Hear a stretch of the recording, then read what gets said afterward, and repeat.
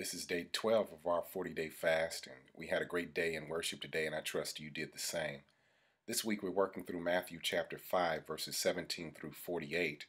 And around verse 21, Jesus says that you've heard it said by them of old that you shall not commit murder, and whoever commits murder shall be liable for the judgment.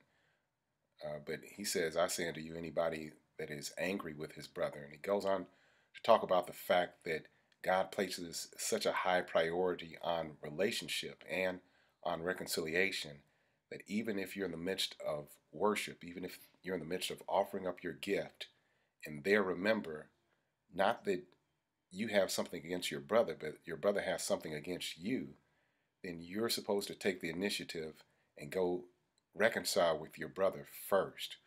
So even this evening, as you meditate on your bed, I want you to think about the relationships in your life and what a blessing it is to have family and friends. But sometimes we let certain relationships stay out of joint to the point that we get used to them being out of joint.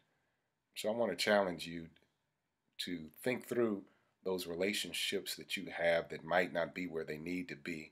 And if you need to say I'm sorry to someone, even if you don't think perhaps you were 100% to blame, or if you need to make the first move, make the first move, because that's what God did for us.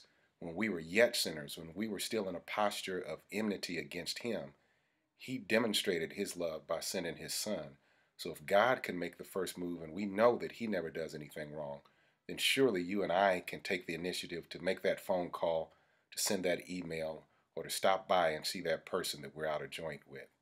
If one of your limbs were out of joint, you wouldn't stop and pray about it and think about, well, whether you should go to the urgent care or to the emergency room. You would go immediately to get care. So now, brother Christian, sister Christian, don't become so spiritual that you got to pray about what God has already told you to do, and that is make relationship a priority.